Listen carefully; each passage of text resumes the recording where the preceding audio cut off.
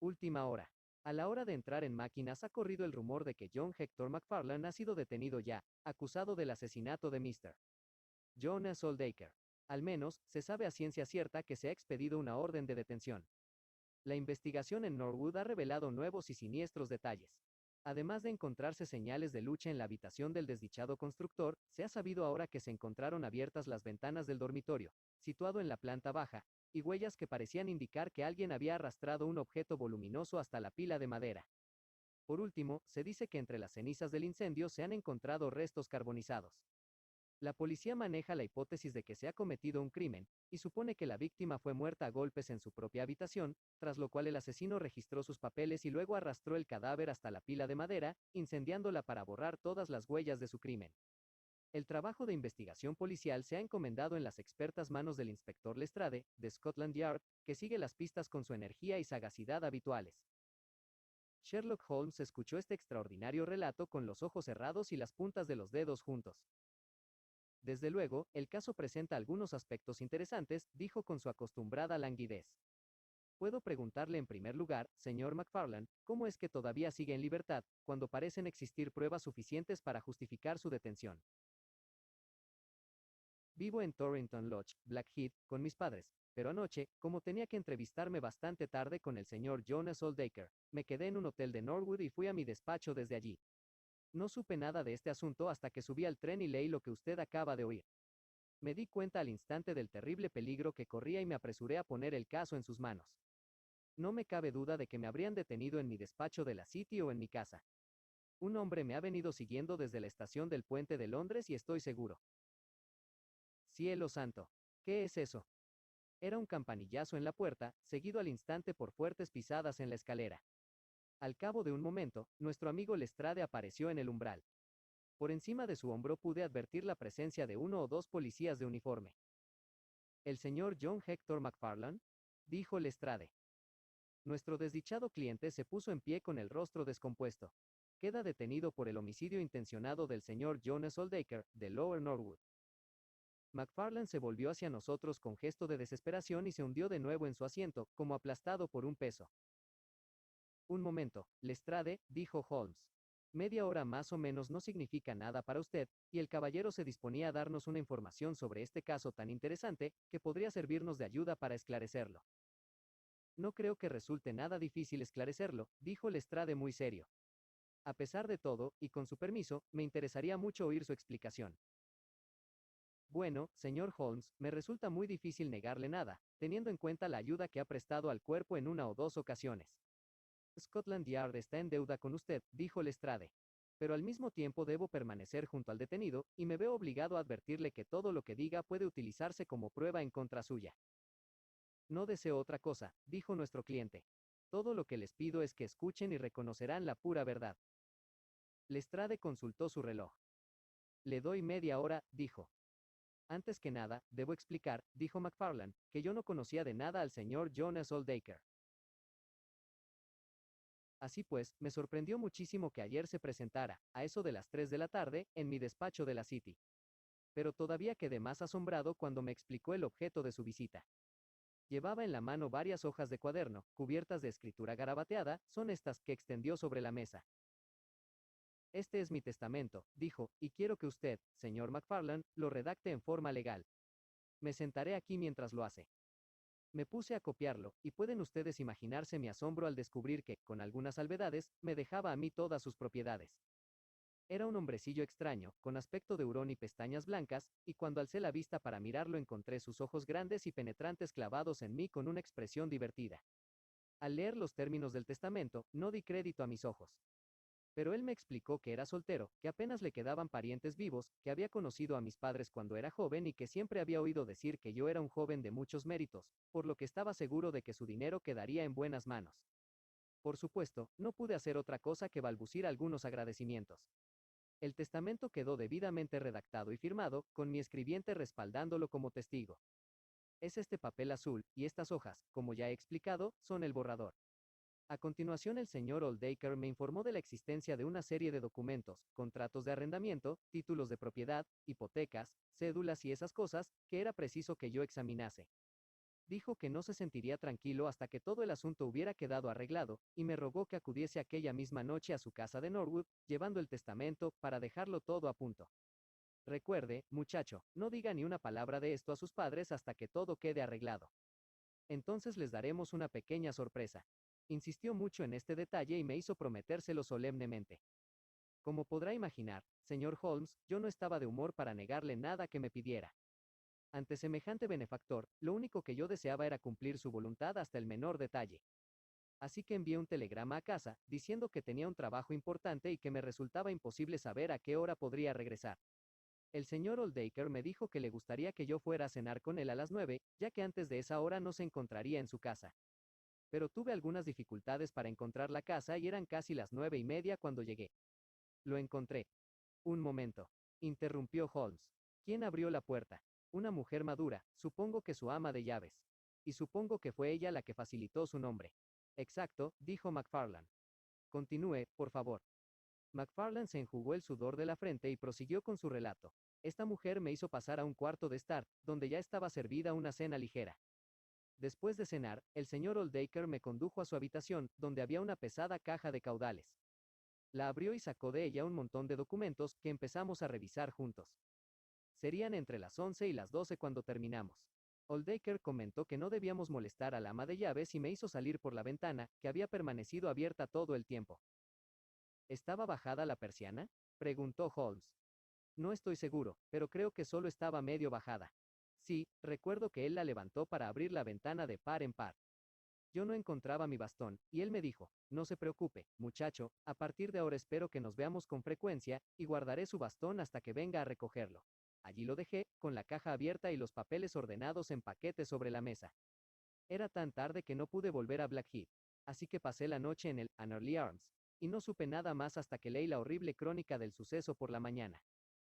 ¿Hay algo más que quiera usted preguntar, señor Holmes?, dijo Lestrade, cuyas cejas se habían alzado una o dos veces durante la sorprendente narración.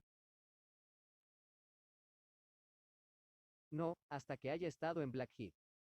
¿Querrá usted decir en Norwood?, dijo Lestrade. Ah, sí, seguramente eso es lo que quería decir, respondió Holmes, con su sonrisa enigmática. Lestrade había aprendido, a lo largo de más experiencias que las que le gustaba reconocer, que aquel cerebro afilado como una navaja podía penetrar en lo que a él le resultaba impenetrable. Vi que miraba a mi compañero con expresión de curiosidad. Creo que me gustaría cambiar unas palabras con usted ahora mismo, señor Holmes, dijo. Señor McFarlane, hay dos de mis agentes en la puerta y un coche aguardando. El angustiado joven se puso en pie y, dirigiéndonos una última mirada suplicante, salió de la habitación. Los policías lo condujeron al coche, pero Lestrade se quedó con nosotros. Holmes había recogido las hojas que formaban el borrador del testamento y las estaba examinando, con el más vivo interés reflejado en su rostro. Este documento tiene su miga, ¿no cree usted, Lestrade?, dijo, pasándole los papeles. El inspector los miró con expresión de desconcierto. Las primeras líneas se leen bien, y también estas del centro de la segunda página, y una o dos al final. Tan claro como si fuera letra de imprenta, dijo. Pero entre medias está muy mal escrito, y hay tres partes donde no se entiende nada. ¿Y qué saca de eso?, preguntó Holmes. Bueno, ¿qué saca usted? Que se escribió en un tren. La buena letra corresponde a las estaciones, la mala letra al tren en movimiento, y la malísima al paso por los cambios de agujas. Un experto científico dictaminaría en el acto que se escribió en una línea suburbana, ya que solo en las proximidades de una gran ciudad puede haber una sucesión tan rápida de cambios de agujas. Si suponemos que la redacción del testamento ocupó todo el viaje, entonces se trataba de un tren expreso, que solo se detuvo una vez entre Norwood y el puente de Londres. Lestrade se echó a reír. Me abruma usted cuando empieza con sus teorías, señor Holmes, dijo. ¿Qué relación tiene esto con el caso? Para empezar, corrobora el relato del joven en lo referente a que Jonas Oldacre redactó el testamento durante su viaje de ayer. Es curioso, ¿no le parece?, que alguien redacte un documento tan importante de una forma tan a la ligera. Parece dar a entender que el hombre no pensaba que aquello fuera a tener mucha importancia práctica. Como si no pretendiera que el testamento se llevase a efecto.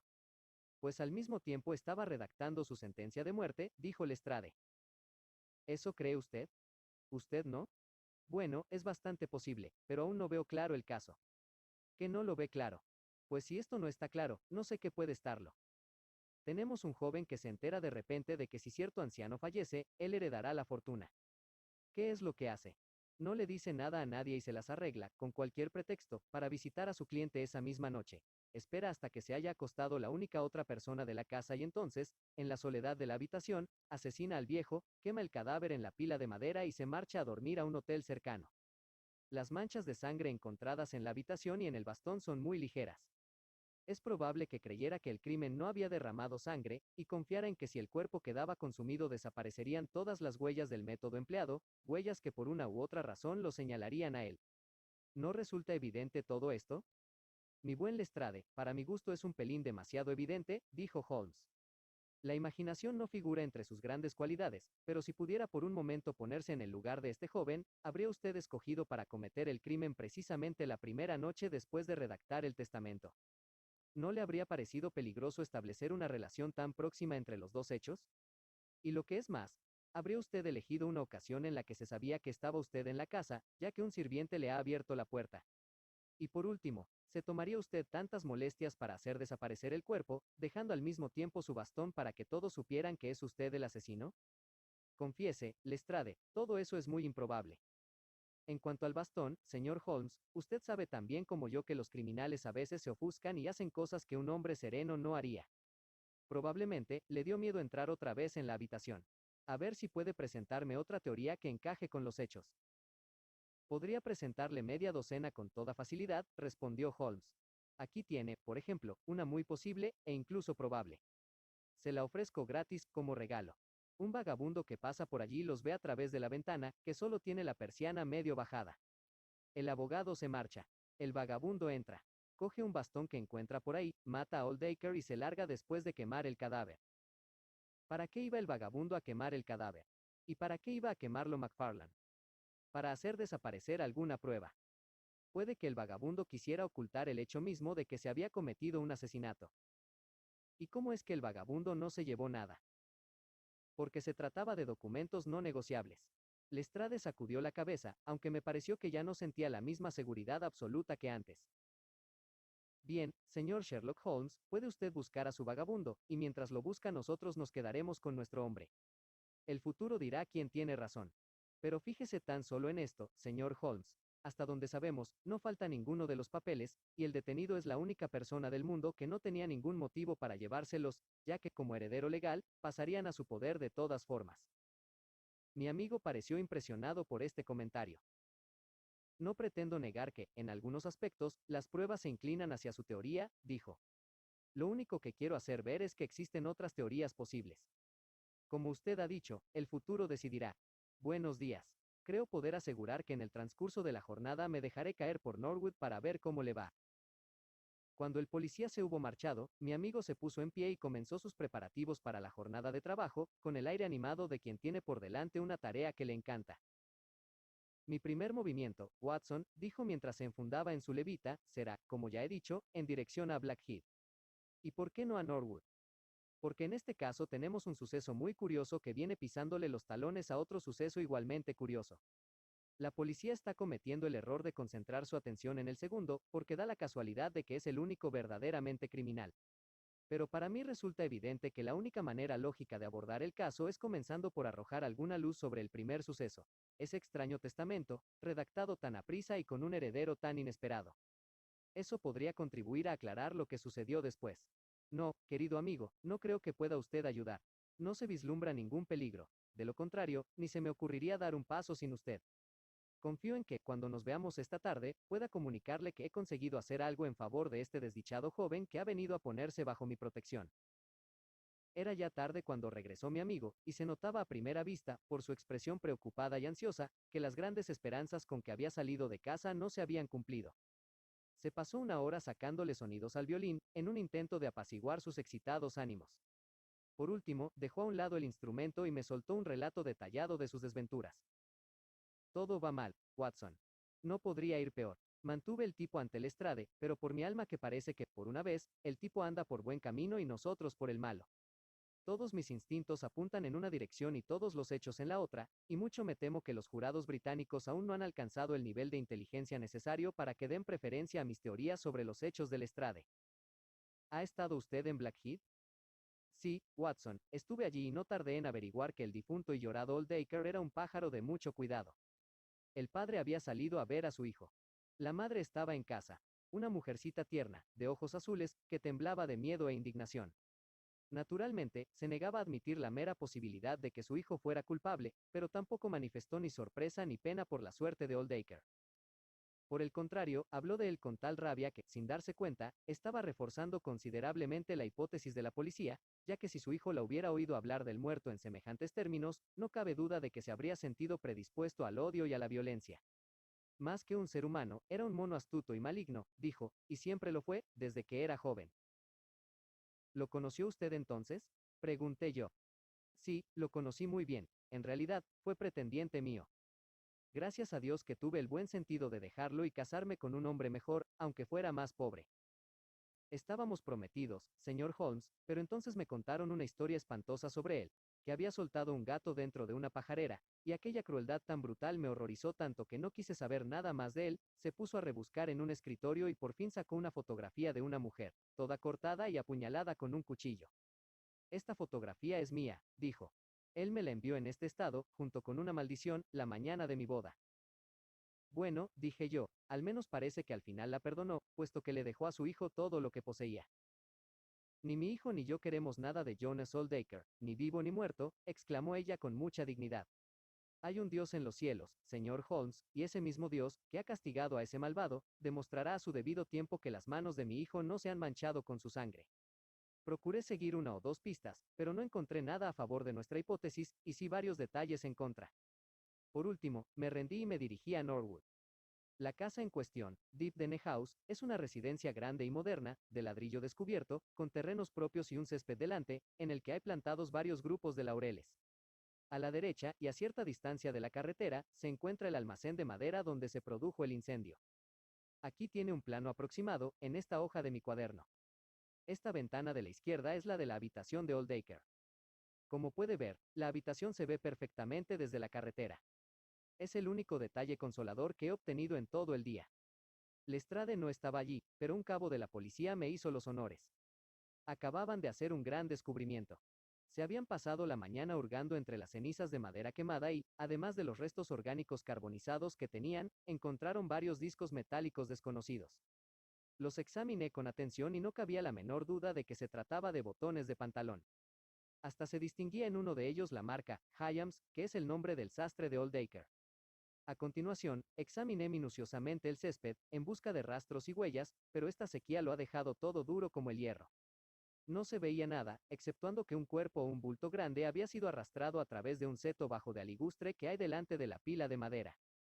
Todo eso, por supuesto, concuerda con la teoría oficial.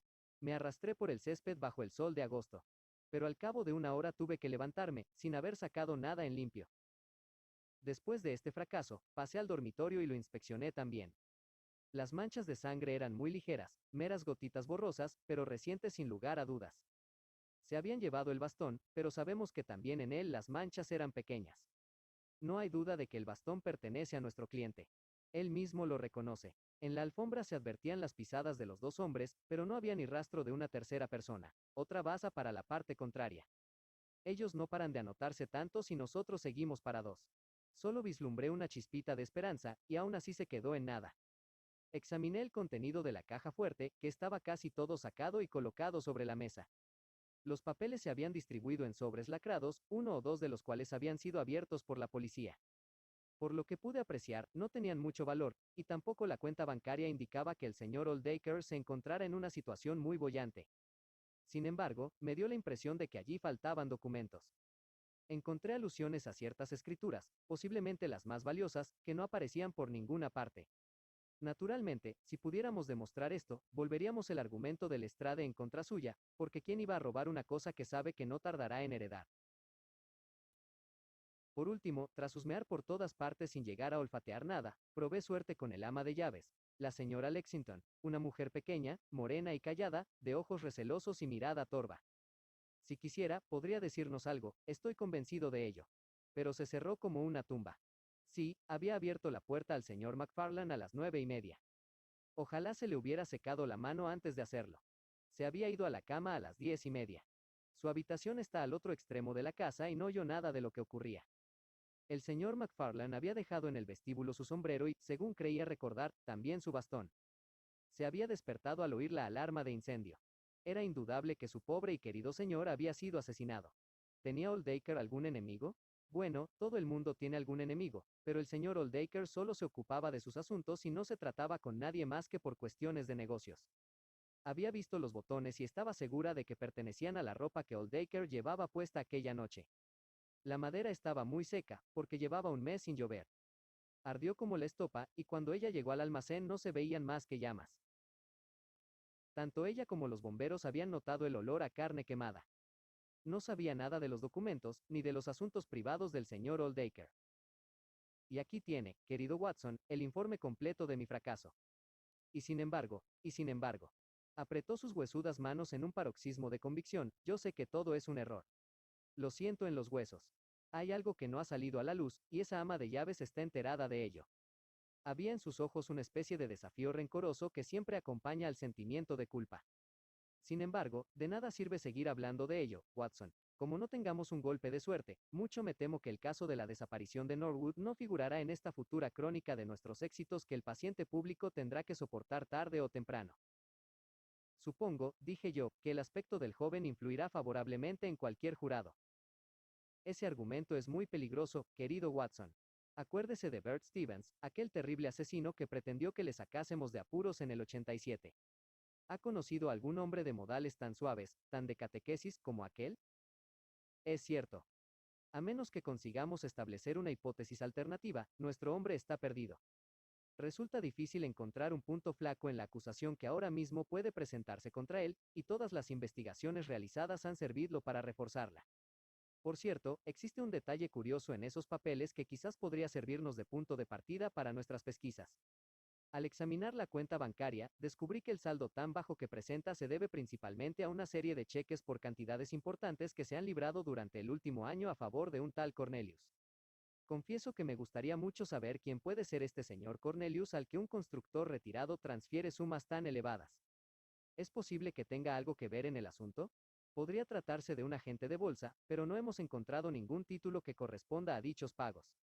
Mucho me temo, querido camarada, que nuestro caso tenga un final poco glorioso, con Lestrade ahorcando a nuestro cliente, lo cual, sin duda, constituirá un triunfo para Scotland Yard. Ignoro si Sherlock Holmes llegó a dormir algo aquella noche, pero cuando bajé a desayunar me lo encontré, pálido e inquieto, con sus brillantes ojos aún más brillantes a causa de las oscuras ojeras que los rodeaban. Alrededor de su silla, la alfombra estaba cubierta de colillas y de las primeras ediciones de los periódicos de la mañana. Sobre la mesa había un telegrama abierto. ¿Qué le parece esto, Watson?, preguntó, extendiéndomelo. Venía de Norwood y decía lo siguiente. Nuevas e importantes pruebas.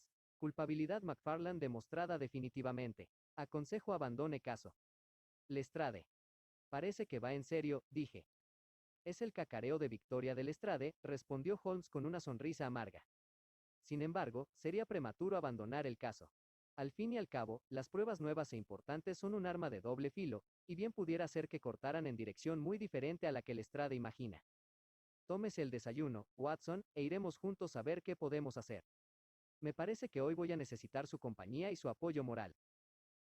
Mi amigo no había desayunado, porque una de sus manías era la de no tomar alimento alguno en los momentos de más tensión, y alguna vez lo he visto confiar en su resistencia de hierro hasta caer desmayado por pura inanición. En estos momentos no puedo malgastar energías y fuerza nerviosa en una digestión, solía decir en respuesta a mis recriminaciones médicas. Así pues, no me sorprendió que aquella mañana dejara el desayuno sin tocar y saliera conmigo hacia Norwood. Todavía había un montón de mirones morbosos en torno a Deep Dene House, que era una típica residencia suburbana, tal como yo me la había imaginado. Lestrade salió a recibirnos nada más cruzar la puerta, con la victoria reflejada en el rostro y los modales agresivos de un triunfador. ¿Y bien, señor Holmes, ha demostrado ya lo equivocados que estamos? ¿Encontró ya a su vagabundo?, exclamó. Todavía no he llegado a ninguna conclusión, respondió mi compañero. Pero nosotros ya llegamos a la nuestra ayer, y ahora se ha demostrado que era la acertada. Tendrá que reconocer que esta vez le hemos sacado un poco de delantera, señor Holmes. Desde luego, da usted la impresión de que ha ocurrido algo extraordinario, dijo Holmes. Lestrade se echó a reír ruidosamente. No le gusta que le venzan, como a cualquiera, dijo. Pero uno no puede esperar salirse siempre con la suya, ¿no cree, doctor Watson? Pasen por aquí, por favor, caballeros, y creo que podré convencerles de una vez por todas de que fue John McFarland quien cometió este crimen. Nos guió a través de un pasillo que desembocaba en un oscuro vestíbulo. Por aquí debió venir el joven McFarland a recoger su sombrero después de cometer el crimen, dijo. Y ahora, fíjese en esto. Con un gesto dramático, encendió una cerilla e iluminó con su llama una mancha de sangre en la pared encalada. Era la huella inconfundible de un dedo pulgar. Examínela con su lupa, señor Holmes. Sí, eso hago. Estará usted al corriente de que no existen dos huellas dactilares iguales. Algo de eso he oído decir. Muy bien, pues entonces haga el favor de comparar esta huella con esta impresión en cera del pulgar derecho del joven McFarland, tomada por orden mía esta mañana. Colocó la impresión en cera junto a la mancha de sangre, y no hacía falta ninguna lupa para darse cuenta de que las dos marcas estaban hechas, sin lugar a dudas, por el mismo pulgar. Tuve la seguridad de que nuestro desdichado cliente estaba perdido. Esto es definitivo, dijo Lestrade. Sí, es definitivo, repetí yo, casi sin darme cuenta. Es definitivo, dijo Holmes. Creí percibir algo raro en su tono y me volví para mirarlo. En su rostro se había producido un cambio extraordinario. Estaba temblando de regocijo contenido. Sus ojos brillaban como estrellas. Me pareció que hacía esfuerzos desesperados por contener un ataque convulsivo de risa. Caramba, caramba, exclamó por fin. Vaya, vaya. ¿Quién lo iba a pensar? Qué engañosas pueden ser las apariencias, ya lo creo. Un joven de aspecto tan agradable. Debe servirnos de lección para que no nos fiemos de nuestras impresiones, ¿no cree, Lestrade? Pues sí, hay gente que tiende a creerse infalible, señor Holmes, dijo Lestrade. Su insolencia resultaba insufrible, pero no podíamos darnos por ofendidos. Qué cosa más providencial que el joven fuera a apretar el pulgar derecho contra la pared al coger su sombrero de la percha. Una acción tan natural, si nos ponemos a pensar en ello. Holmes estaba tranquilo por fuera, pero todo su cuerpo se estremecía de emoción reprimida mientras hablaba. Por cierto, Lestrade, ¿quién hizo este sensacional descubrimiento? El ama de llaves, la señora Lexington, fue quien se lo hizo notar al policía que hacía la guardia de noche. ¿Dónde estaba el policía de noche? Se quedó de guardia en el dormitorio donde se cometió el crimen, para que nadie toquéis nada. ¿Y cómo es que la policía no vio esta huella ayer? Bueno, no teníamos ningún motivo especial para examinar con detalle el vestíbulo. Además, no está en un lugar muy visible, como puede apreciar. No, no, claro que no. Supongo que no hay ninguna duda de que la huella estaba aquí ayer. Lestrade miró a Holmes como si pensara que éste se había vuelto loco. Confieso que yo mismo estaba sorprendido, tanto de su comportamiento jocoso como de aquel extravagante comentario. A lo mejor piensa usted que McFarland salió de su celda en el silencio de la noche con objeto de reforzar la evidencia en su contra, dijo Lestrade. Emplazo a cualquier especialista del mundo a que diga si esta es o no la huella de su pulgar. Es la huella de su pulgar, sin lugar a discusión. Bien, pues con eso me basta, dijo Lestrade. Soy un hombre práctico, señor Holmes, y cuando reúno mis pruebas saco mis conclusiones. Si tiene usted algo que decir, me encontrará en el cuarto de estar, redactando mi informe. Holmes había recuperado su ecuanimidad, aunque todavía me parecía detectar en su expresión destellos de regocijo. Vaya por Dios, qué mal se ponen las cosas, ¿no cree, Watson? Dijo. Y sin embargo, existen algunos detalles que parecen ofrecer alguna esperanza a nuestro cliente. Me alegra mucho saberlo, dije yo, de todo corazón. Me temía ya que todo había terminado para él. Pues yo no diría tanto, querido Watson. Lo cierto es que existe un fallo verdaderamente grave en esta evidencia a la que nuestro amigo atribuye tanta importancia. ¿De verdad, Holmes? ¿Y cuál es? Tan solo esto, que me consta que esa huella no estaba ahí cuando yo examiné esta pared ayer. Y ahora, Watson, salgamos a dar un paseíto al sol. Con la mente confusa, pero sintiendo renacer en el corazón una llama de esperanza, acompañé a mi amigo en su paseo por el jardín. Holmes examinó una a una y con gran interés todas las fachadas de la casa. A continuación, entró en ella e inspeccionó todo el edificio, desde el sótano a los áticos. La mayoría de las habitaciones estaban desamuebladas, pero aún así, Holmes las examinó minuciosamente. Por último, en el pasillo del piso superior, al que daban 3 habitaciones deshabitadas, volvió a cometerle el espasmo de risa. Desde luego, esta casa tiene aspectos muy curiosos, Watson, dijo. Creo que va siendo hora de que pongamos al corriente a nuestro amigo Lestrade. Él ha pasado un buen rato a costa nuestra, y puede que nosotros lo pasemos a costa suya, si mi interpretación del problema resulta ser correcta. Sí, sí, creo que ya sé cómo tenemos que hacerlo. El inspector de Scotland Yard estaba aún escribiendo en la salita cuando llegó Holmes a interrumpirle. Tengo entendido que está usted redactando un informe sobre este caso, dijo. Así es. ¿No le parece que quizás sea un poco prematuro? No puedo dejar de pensar que sus pruebas no son concluyentes. Lestrade conocía demasiado bien a mi amigo para no hacer caso de sus palabras. Dejó la pluma y le miró con gesto de curiosidad. ¿Qué quiere usted decir, señor Holmes? Solo que hay un testigo muy importante, al que usted todavía no ha visto. ¿Puede usted presentármelo? Creo que sí. Pues hágalo. Haré lo que pueda. ¿Cuántos policías tiene usted aquí? Hay 3 al alcance de mi voz.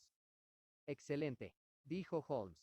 ¿Puedo preguntar si son todos hombres grandes y fuertes, con voces potentes? Estoy seguro de que sí, aunque no sé qué tienen que ver sus voces con esto.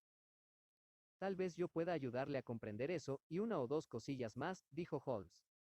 Haga el favor de llamar a sus hombres y lo intentaré. 5 minutos más tarde, los 3 policías estaban reunidos en el vestíbulo. En el cobertizo de fuera encontrarán una considerable cantidad de paja, dijo Holmes. Les ruego que traigan un par de brazadas. Creo que resultarán de suma utilidad para convocar al testigo que necesitamos. Muchas gracias. Watson, creo que lleva usted cerillas en el bolsillo. Y ahora, señor Lestrade, le ruego que me acompañe al piso de arriba. Como ya he dicho, en aquel piso había un amplio pasillo al que daban 3 habitaciones vacías. Sherlock Holmes nos condujo hasta un extremo de dicho pasillo. Los policías sonreían y Lestrade miraba a mi amigo con una expresión en la que se alternaban el asombro, la impaciencia y la burla. Holmes se plantó ante nosotros con el aire de un mago que se dispone a ejecutar un truco. ¿Haría el favor de enviar a uno de sus agentes a por 2 cubos de agua? Pongan la paja aquí en el suelo, separada de las paredes. Bien, creo que todo está listo. La cara de Lestrade había empezado a ponerse roja de irritación. ¿Es que pretende jugar con nosotros, señor Sherlock Holmes? Dijo. Si sabe algo, podría decirlo sin tanta payasada. Le aseguro, mi buen Lestrade, que tengo excelentes razones para todo lo que hago. Tal vez recuerde usted el pequeño pitorreo que se corrió a costa mía cuando el sol parecía dar en su lado de la valla, así que no debe reprocharme ahora que yo le eche un poco de pompa y ceremonia. ¿Quiere hacer el favor, Watson, de abrir la ventana y luego aplicar una cerilla al borde de la paja? Hice lo que me pedía, y pronto se levantó una columna de humo gris, que la corriente hizo girar a lo largo del pasillo mientras la paja seca ardía y crepitaba. Ahora, veamos si logramos encontrar a su testigo, Lestrade. Hagan todos el favor de gritar, fuego. Vamos allá. 1, 2, 3. Fuego. Gritamos todos a coro. Gracias. Por favor, otra vez. Fuego. Solo una vez más, caballeros, todos a una. Fuego. El grito debió resonar en todo Norwood. Apenas se habían extinguido sus ecos cuando sucedió algo asombroso. De pronto se abrió una puerta en lo que parecía ser una pared maciza al extremo del pasillo, y un hombrecillo arrugado salió corriendo por ella, como un conejo de su madriguera. Perfecto, dijo Holmes muy tranquilo. Watson, eche un cubo de agua sobre la paja. Con eso bastará. Lestrade, permita que le presente al testigo fundamental que le faltaba, el señor Jonas Oldaker. El inspector miraba al recién llegado mudo de asombro. Este, a su vez, parpadeaba a causa de la fuerte luz del pasillo y nos miraba a nosotros y al fuego a punto de apagarse.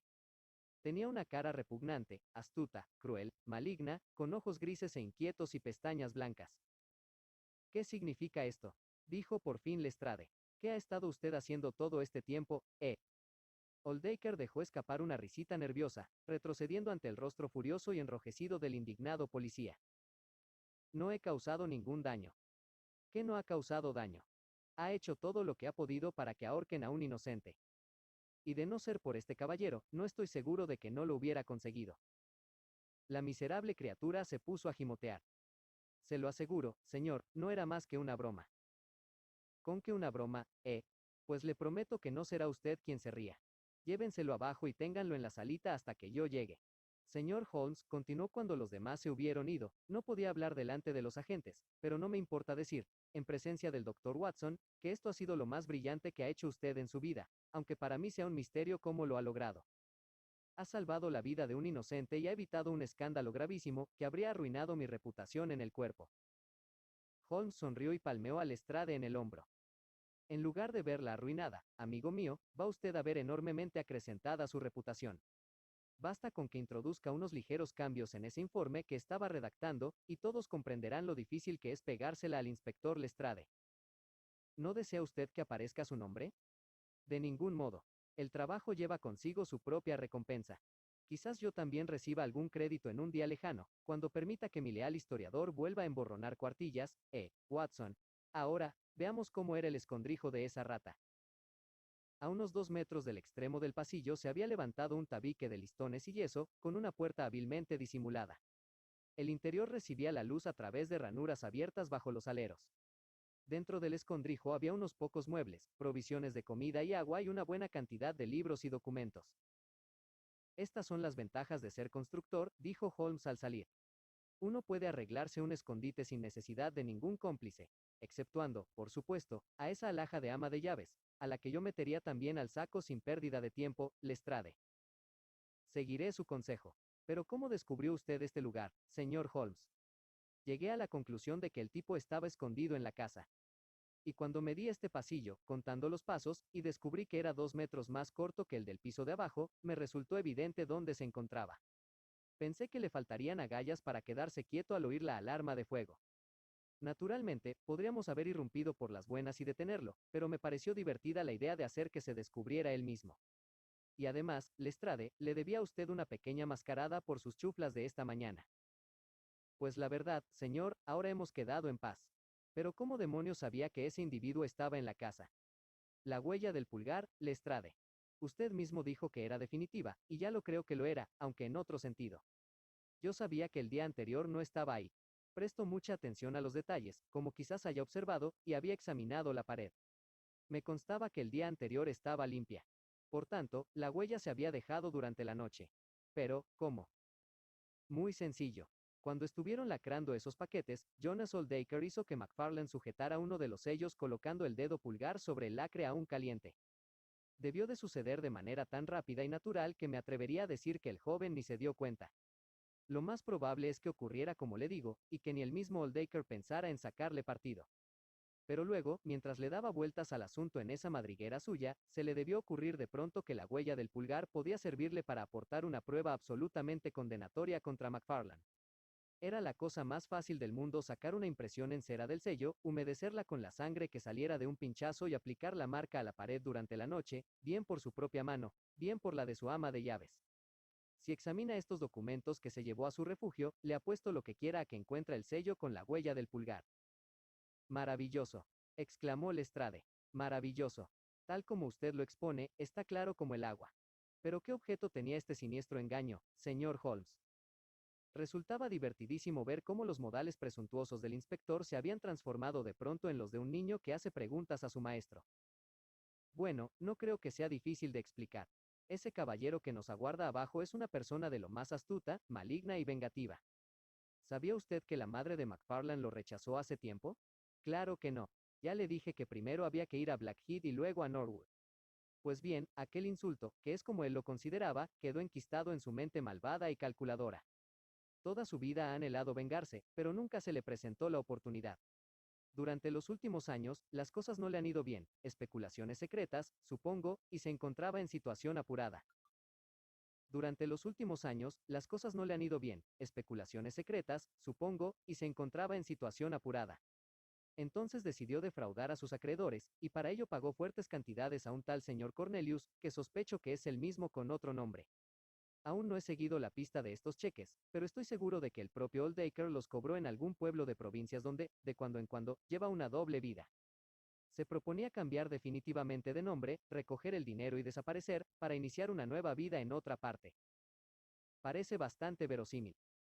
Debió ocurrírsele que desapareciendo se libraba para siempre de sus acreedores y, al mismo tiempo, podría disfrutar de una cumplida y demoledora venganza contra su antigua novia, si conseguía dar la impresión de que el hijo de ésta lo había asesinado. Como canallada, era una obra maestra y la ha llevado a cabo como un auténtico maestro.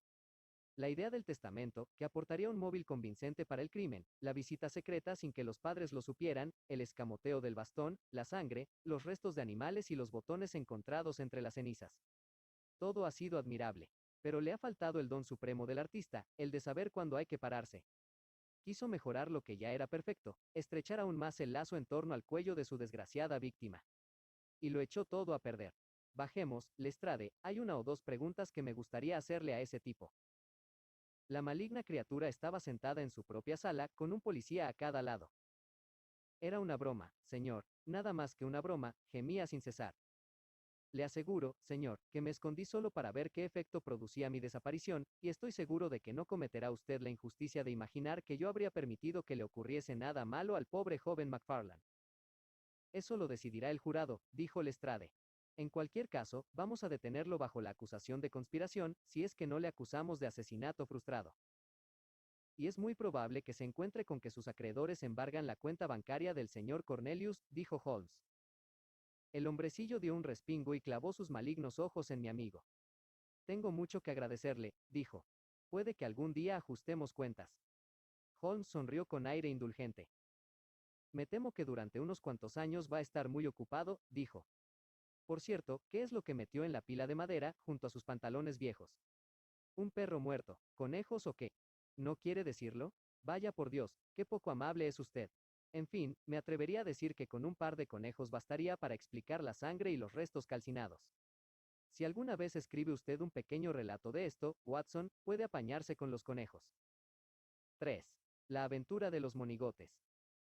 Holmes llevaba varias horas sentado en silencio, con su larga y delgada espalda doblada sobre un recipiente químico en el que hervía un preparado particularmente maloliente.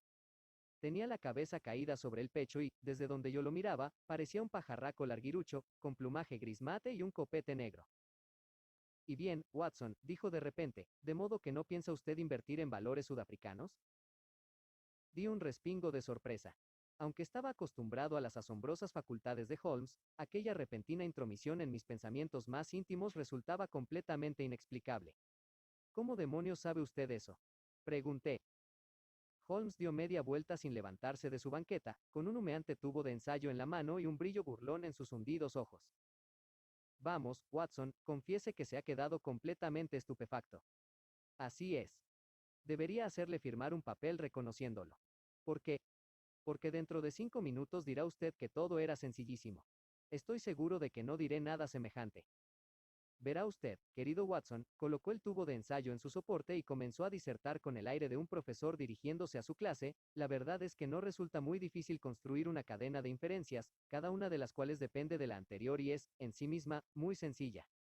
Si después de hacer eso se suprimen todas las inferencias intermedias y solo se le presentan al público el punto de partida y la conclusión, se puede conseguir un efecto sorprendente, aunque puede que un tanto chabacano. Pues bien, lo cierto es que no resultó muy difícil, con solo inspeccionar el surco que separa su dedo pulgar del índice, deducir con toda seguridad que no tiene usted intención de invertir su modesto capital en las minas de oro. No veo ninguna relación. Seguro que no, pero se la voy a hacer ver enseguida. He aquí los eslabones que faltan en la sencillísima cadena. 1. Cuando regresó anoche del club, tenía usted tiza entre el dedo pulgar y el índice. 2.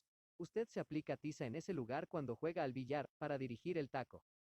3. Usted no juega al billar más que con Thurston. 4. Hace 4 semanas, me dijo usted que Thurston tenía una opción para comprar ciertas acciones sudafricanas, que expiraría al cabo de un mes y que deseaba compartir con usted. 5. Su talonario de cheques está guardado en mi escritorio y no me ha pedido usted la llave. 6. Por tanto, no tiene usted intención de invertir su dinero en este negocio. Pero sí es sencillísimo, exclamé. Ya lo creo, dijo él, un poco escocido. Todos los problemas le parecen infantiles después de que se los hayan explicado. Pues aquí tiene uno sin explicación. A ver qué saca usted de esto, amigo Watson. Arrojó sobre la mesa una hoja de papel y volvió a enfrascarse en sus análisis químicos. Yo miré desconcertado el absurdo jeroglífico dibujado en el papel. Pero, Holmes, si es un dibujo hecho por un niño. Exclamé. Ah, ¿eso le parece? ¿Qué otra cosa puede ser? Eso es precisamente lo que le gustaría saber al señor Hilton Cubitt, de Ridlingthorpe Manor, Norfolk. Este pequeño rompecabezas llegó con el primer reparto del correo, y el caballero en cuestión iba a venir en el siguiente tren. Han llamado a la puerta, Watson. No me extrañaría que fuera él. Se oyeron fuertes pasos en la escalera y un instante después entró en la habitación un caballero alto, colorado, bien afeitado, con ojos claros y mejillas sonrosadas que indicaban que vivía lejos de las nieblas de Baker Street. Al entrar, pareció que entraba con él un soplo del aire fresco, sano y vivificante de la costa este. Después de estrecharnos las manos a los dos, se disponía a sentarse cuando su mirada fue a posarse en el papel con los extraños dibujos que yo acababa de examinar y había dejado sobre la mesa. Y bien, señor Holmes, ¿qué ha sacado de eso? Preguntó. Me dijeron que le gustaban a usted los misterios extravagantes, y no creo que pueda encontrar uno más extravagante que este. Le envié el papel por delante para que tuviera tiempo de estudiarlo antes de que llegara yo. Desde luego, se trata de un documento muy curioso, dijo Holmes. A primera vista, podría pensarse que no es más que un juego de niños. Son una serie de monigotes ridículos que parecen estar bailando. ¿Por qué le atribuye usted tanta importancia a una cosa tan grotesca? No soy yo, señor Holmes, es mi esposa. Esto la tiene muerta de miedo. No dice nada, pero puedo advertir el terror en sus ojos. Por eso quiero llegar al fondo del asunto. Holmes levantó el papel para que le diera de lleno la luz del sol. Era una página arrancada de un cuaderno. Los dibujos estaban hechos a lápiz. Holmes examinó el papel durante un buen rato y después lo dobló con cuidado y lo guardó en su cuaderno de bolsillo. Este promete ser un caso de lo más interesante e insólito, dijo. En su carta me informaba usted de algunos pormenores, señor Cubitt, pero le agradecería muchísimo que lo repitiera todo, en beneficio de mi amigo el señor Watson. No se me da muy bien contar historias, dijo nuestro visitante, cerrando y abriendo con nerviosismo sus grandes y fuertes manos, así que no vacile en preguntarme si algo no queda claro. Empezaré por mi boda, que tuvo lugar hace un año. Pero, antes que nada, quiero decirles que, aunque no soy un hombre rico, mi familia lleva viviendo en Ridlingthorpe desde hace 5 siglos, y no existe una familia más conocida en todo el condado de Norfolk. El año pasado vine a Londres para la fiesta de aniversario y me alojé en una casa de huéspedes de Russell Square, porque allí era donde se alojaba Parker, el vicario de nuestra parroquia. También estaba allí una señorita americana apellidada Patrick, Elsie Patrick. No sé cómo, nos hicimos amigos, y antes de un mes yo estaba tan enamorado como puede estarlo un hombre. Nos casamos discretamente en el registro civil y regresamos a Norfolk convertidos en matrimonio. Le parecerá a usted una locura, señor Holmes, que un hombre perteneciente a una antigua e ilustre familia se case de esta manera, sin saber nada del pasado ni de la familia de su esposa, pero si la viera y la conociera, no le costaría tanto entenderlo. Ella se portó con absoluta honradez. No se puede decir que no me diera toda clase de facilidades para romper el compromiso si yo lo deseaba. He tenido en mi vida algunas compañías muy desagradables, me dijo.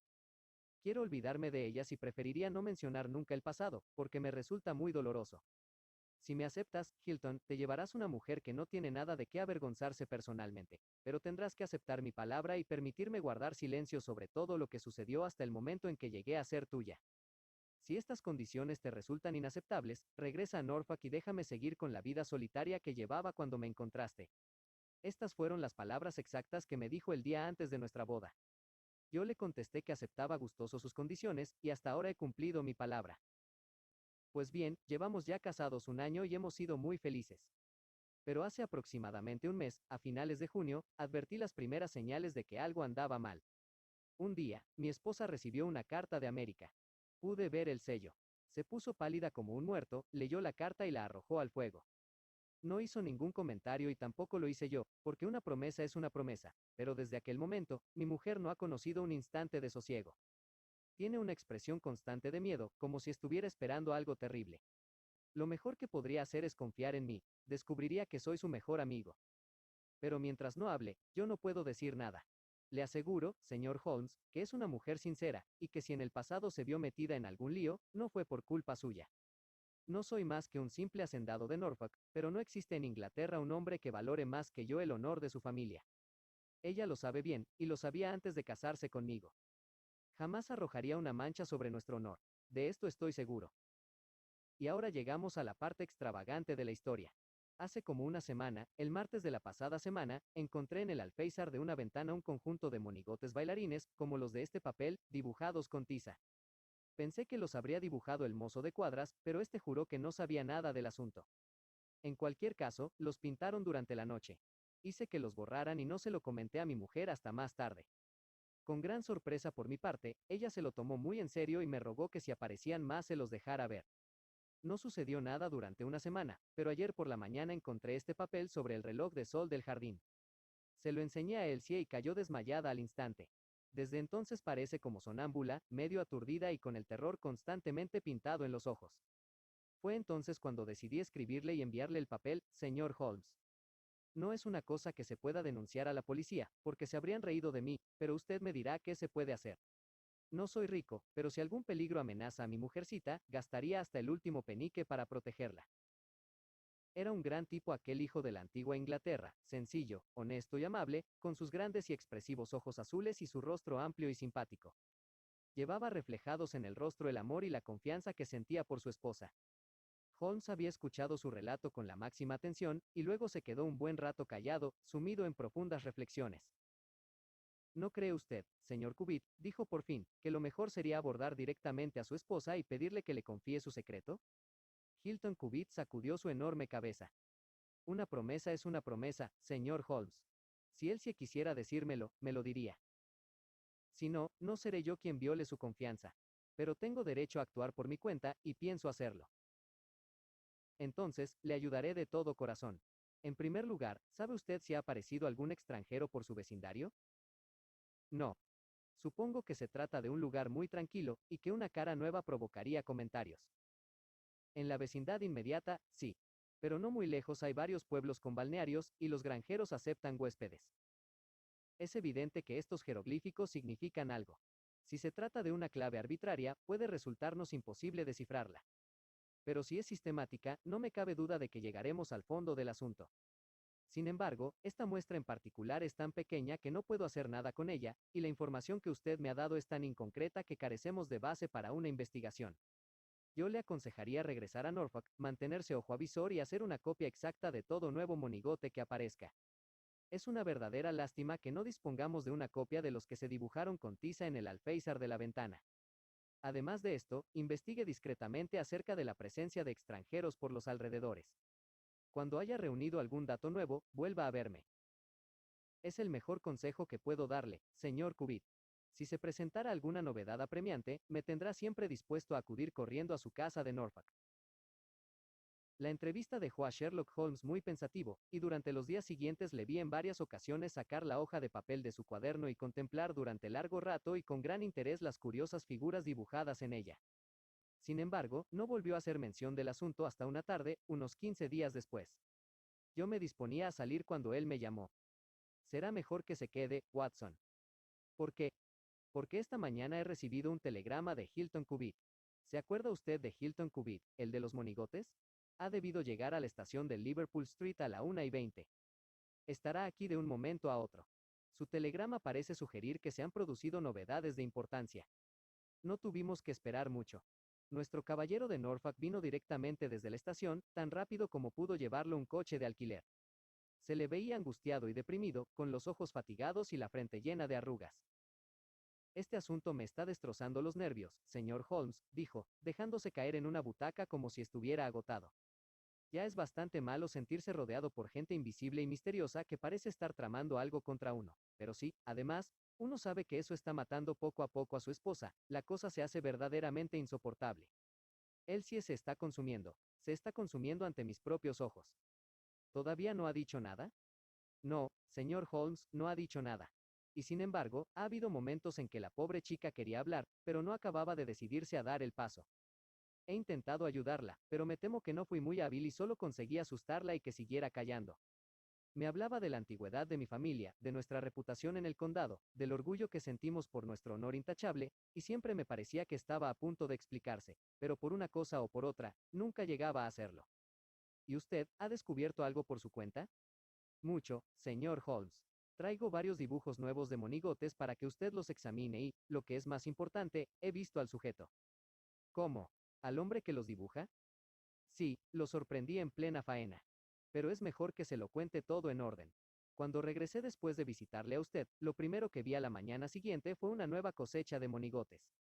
Estaban dibujados con tiza en la puerta negra de madera del cobertizo donde se guardan las herramientas, que está junto al césped, bien a la vista desde las ventanas. Saqué una copia exacta y aquí la tengo, desplegó un papel y lo extendió sobre la mesa. He aquí el jeroglífico.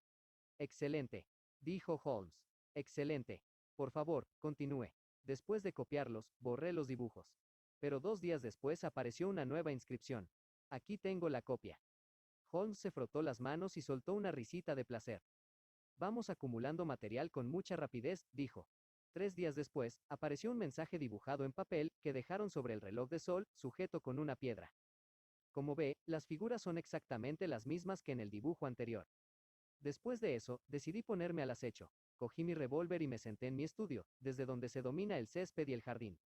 A eso de las 2 de la mañana, seguía sentado junto a la ventana, completamente a oscuras, excepto por la luz de la luna que brillaba fuera, cuando oí pasos a mi espalda y allí estaba mi mujer en camisón. Me rogó que fuera a la cama y yo le dije sin rodeos que quería averiguar quién estaba jugando con nosotros un juego tan absurdo. Me respondió que se trataba de alguna broma idiota y que no debía prestarle atención. Si tanto te molesta, Hilton, podríamos irnos de viaje los dos y no... Si tanto te molesta, Hilton, podríamos irnos de viaje los dos y nos evitaríamos esta molestia. ¿Qué? ¿Dejar que un bromista nos expulse de nuestra casa? Dije. Seríamos el hazmerreír de todo el condado. Vamos, ven a acostarte, dijo ella, y ya lo discutiremos por la mañana. De pronto, mientras ella hablaba, vi que su rostro, ya pálido, se ponía aún más pálido a la luz de la luna, y su mano se aferró a mi hombro. Algo se movía en la sombra del cobertizo. Distinguí una figura negra y encogida que doblaba la esquina arrastrándose y se agachaba delante de la puerta. Cogí mi revólver y me disponía a salir a la carrera cuando mi esposa me rodeó con los brazos, sujetándome con una fuerza histérica. Intenté desprenderme de ella, pero se agarraba a mí con absoluta desesperación. Por fin logré soltarme, pero para cuando abrí la puerta y llegué al cobertizo, el individuo había desaparecido.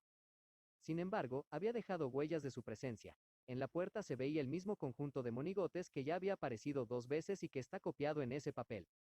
Por lo demás, no se veía ni rastro del intruso, a pesar de que recorrí la finca de cabo a rabo.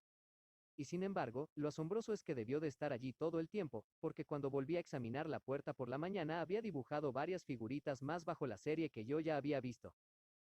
¿Tiene usted ese nuevo dibujo? Sí, es muy breve, pero hice una copia y aquí está. Sacó un nuevo papel. Dígame, dijo Holmes, y se veía en sus ojos que estaba excitadísimo, ¿esto era un añadido al primer dibujo, o parecía simplemente independiente? Estaba dibujado en una tabla distinta de la puerta. Excelente. Para nuestros propósitos, esto es de la máxima importancia. Me llena de esperanzas. Ahora, señor Cubitt, le ruego que continúe con su interesantísima narración.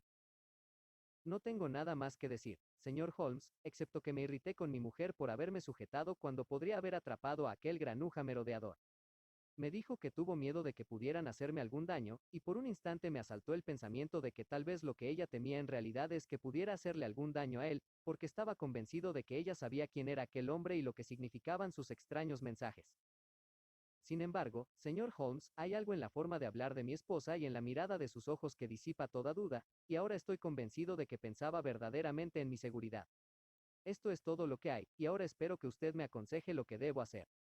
Por mi gusto, pondría media docena de peones escondidos entre los arbustos, y cuando volviera ese fulano le darían tal paliza que nos dejaría en paz para siempre. Me temo que el caso es demasiado grave para remedios tan simples, dijo Holmes. ¿Cuánto tiempo puede usted quedarse en Londres? Tengo que regresar hoy mismo. Por nada del mundo dejaría sola a mi esposa por la noche. Está muy nerviosa y me ha suplicado que vuelva. Creo que hace usted bien. Pero si hubiera podido quedarse, es posible que dentro de 1 o 2 días yo habría podido regresar con usted. Mientras tanto, déjeme esos papeles, y creo muy probable que pueda ir a visitarle muy pronto y arrojar alguna luz sobre el caso. Sherlock Holmes mantuvo su actitud serena y profesional hasta que nuestro visitante se hubo marchado, aunque yo, que le conocía bien, veía perfectamente que se encontraba excitadísimo. En cuanto las anchas espaldas de Hilton Cubitt desaparecieron por la puerta, mi compañero corrió a la mesa, extendió todos los papeles con monigotes dibujados y se enfrascó en intrincados y laboriosos cálculos. Durante 2 horas le vi llenar hojas y hojas de papel con figuras y letras, tan absorto en su tarea que resultaba evidente que se había olvidado de mi presencia. De cuando en cuando hacía progresos y entonces silbaba y cantaba al trabajar. Otras veces se quedaba desconcertado y permanecía sentado durante largo rato con la frente fruncida y la mirada ausente. Por fin, saltó de su asiento con un grito de satisfacción y se puso a dar zancadas por la habitación mientras se frotaba las manos. A continuación, escribió un largo mensaje en un impreso para telegramas. Si esto recibe la contestación que espero, Watson, podrá usted añadir un precioso caso a su colección, dijo. Espero que mañana podamos acercarnos a Norfolk para llevarle a nuestro amigo información muy concreta sobre este secreto que tanto le atormenta. Confieso que me sentía lleno de curiosidad. Confieso que me sentía lleno de curiosidad, pero sabía bien que a Holmes le gustaba hacer las revelaciones en su momento y a su manera, así que esperé a que tuviera a bien confiarme sus conocimientos. Sin embargo, el telegrama de respuesta se retrasó y vivimos 2 días de impaciencia, durante los cuales Holmes estiraba las orejas cada vez que sonaba el timbre de la puerta. El segundo día por la tarde nos llegó una carta de Hilton Cubic. Todo seguía tranquilo, pero aquella mañana había aparecido una larga inscripción en el pedestal del reloj del sol. Holmes estudió este absurdo friso durante unos minutos y de pronto se puso en pie de un salto, con una exclamación de sorpresa y desaliento. Su rostro expresaba una terrible ansiedad. Hemos dejado que esto vaya demasiado lejos, dijo. ¿Hay algún tren para North Walsham esta noche? Consulté el horario de ferrocarriles. El último tren acababa de salir. Entonces, desayunaremos temprano y tomaremos el primero de la mañana, dijo Holmes. Nuestra presencia es necesaria con la máxima urgencia. Ah, aquí está el telegrama que esperábamos. Un momento, señora Hudson, quizás haya respuesta. No, es justo lo que esperaba. Este mensaje hace aún más imprescindible que no perdamos un momento en informar a Hilton Cubitt del estado de las cosas, porque nuestro simpático hacendado de Norfolk se encuentra enredado en una extraña y peligrosa telaraña.